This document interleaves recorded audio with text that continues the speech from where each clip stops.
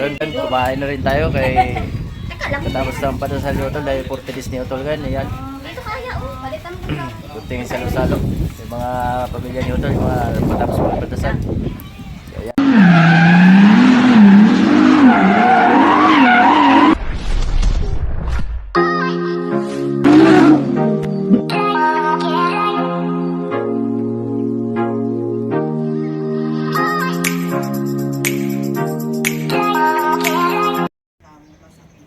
Panginoon, kawan mo patawarin ang kaluluwa ni Rene. Jesus ko, alang-alang sa tagiliran mo nabuksan sa saksak na isang patay na sibat at binukalan ng dugo at tubig. Wanagan mo siya na di magmalim mong ina, kapanatag nawa siya sa kapayapaan. Siya na lumang maway Jesus, tinabi ng mata mong maamin. Sa koronang tinig na tumimo sa kasantusan-tusan mong ulo, Panginoon, kawan mo patawarin ang kaluluwa ni Rene. Jesus po, alang-alang sa paglakad mo sa lansangan ng kapaitan na ang puso ay iyong kababaw-babaw. Panginoon, kawan mo patawarin ang kaluluwa ni Rene. Jesus po, alang-alang sa kasantusan-tusang mo. Jesus po, alang-alang sa iyong kasantusan-tusang paa at kamay na pinakuan ng mga pakong pinaglalitaw. Maawa ka sa kanya. Santa Maria, panalangin mo siya. Santang Ina ng Diyos, panalangin mo siya. Santang Birhen ng mga Birhen, panalangin mo siya. Ilalim Cristo, panalangin mo siya. Yun, dumalo kami sa ano ni Utol yan. Dahil pa 40 days ni Utol. Dinala muna natin Utol natin. Paglalakbay niya sa ano, sana masaya na siya sa paglalakbay niya sa putang langit. Sana wala na siyang iwanan dito. Dahil na mga Magkano mo palagay dito ng ano? anumang masama dito sa lupa. At gabayan na lang kami na pamilya na lahat. Gabayan na lang mga anak. Pwede naman natin kung gusto nyo. Sa nagtatrabaho ng mga anak niya. Mga pamilya na iwan niya dito. Gabayan na lang kami. At Kuya Baw, salamat din sa Tapos hindi din to. sa dahil sa kabayatan ni Utol noon. Hindi tayo pinabayaan ni Kaya Utol. pag tayo so, ano, kasi maluma na yun. Talagang hindi niya ako pinaramdam. So, pwede naman ako paramdaman niya. Kung nandito ka, Tol, pwede ka naman paramdaman sa akin. Para maramdaman ni Kuya Baw. So, salamat din ako na hindi mo ko pinaghirapan na pinaramdam nung naburo ka pa. Dahil alam mo naman na mahal mo si Kuya Baw, ayaw mo mag-nervous si Kuya Baw kasi may sakit naman si Kuya Baw. So, salamat din na tinapon mo yung sakit ni Kuya Baw sa ibang bayo. So, ako lang ang naiwan dito kaya tulungan na lang kami dito. Yan. Yung may ano na talaga. At sana masaya ka sa paglalakbay mo sa pangalawang mong bahay dyan. Yung may takip yun, di ba? Napakasaya ka na lang dyan, Tol. Dito, maas na yun. Dito lang kami One time nga lang dito. magdalo-dalo sa iyo. At gabayan mo na rin kami dito. Mga pamilya mo, mga kapatid, mga magulang mo. Gabayan mo lang kami dito sa lupa. Ang apat eh. Yan. Sana masaya ka sa paglakbay mo sa langit. Ito na lang kayo.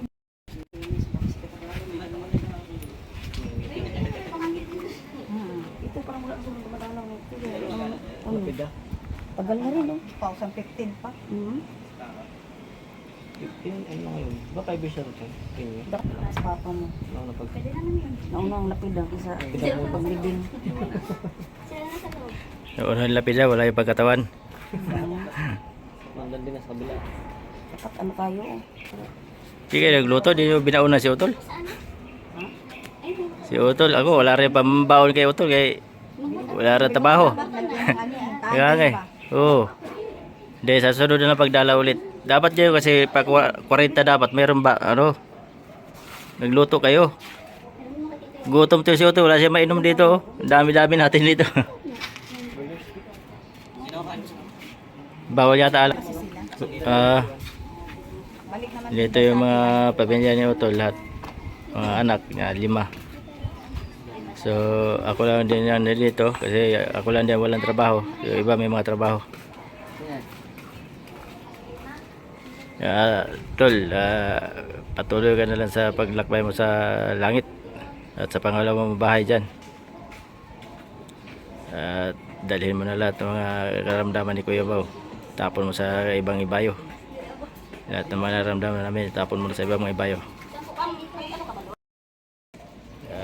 Salamat din ako sa iyo na hindi mo pinaramdaman, hindi mo ko tinakot, Tol. At Nung naburol ka pa talagang ako walang ano, hindi mo pinaramdam sa akin na natakot si Kuya Bao. May dumalaw ako, di pa ako nakapagsindi. Dumalaw yung pinaka-lola na best friend namin. Lagi pumupunta sa bahay ni Utol. Hindi nakalimutan yung 40 days ni Utol. Talagang pumunta talaga siya kahit malayo. From Tumana, San Mateo, Novaliches. Novaliches ba? Quezon City? Ah, Quezon City lang pala yun. Yan yung tiyahe namin na lola.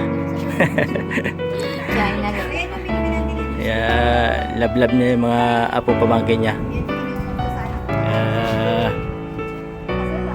Masaya na si Utol sa paglalakbay niya kasi dinalaw siya. Dinalaw niya yung yan. Masaya na siya sa paglalakbay sa pangalawa niyang bahay. At siya naman gabay sa atin dito dahil siya naman nakakita sa atin. Gabayan niya lang tayo lahat. Diba, Joy? Yung panganay, pangalawa sa panganay pala. Ito pala panganay ni Utol. Si Kuya Kim Kim. Si Kuya Kim, anong balita? Yan. Yan yung panganay ni Utol. May pamilya na rin.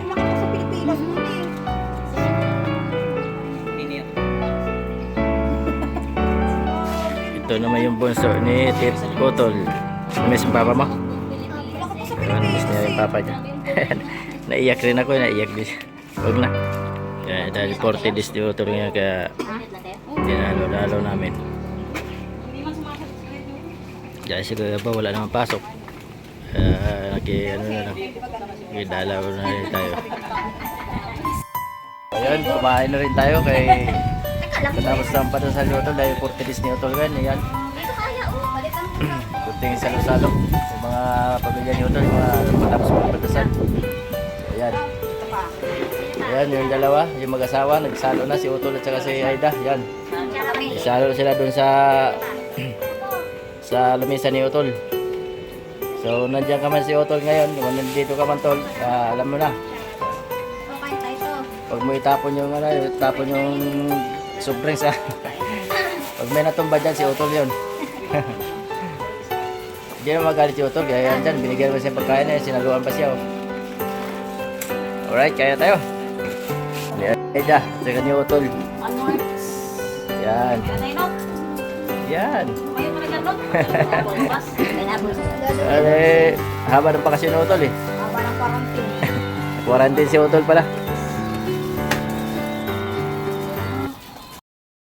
Yan na sa mga sumali sa camera ko, yung mga nasagi, pasensya na kayo dyan. Yan, pagkatapos namin kumain, so yun. Mag-uwi-uwi na kami kasi mainit na, tanghali na. Doon na siguro magtuloy sila sa bahay nila. Doon na si Utol mag-inom, baka nandun na si Utol. Siguro mainit kasi Yun, uwi na tayo. kapten na yun. Hangin naman. Pasok na to. Hangin naman. Pasok na to. Hangin naman. Pasok na to.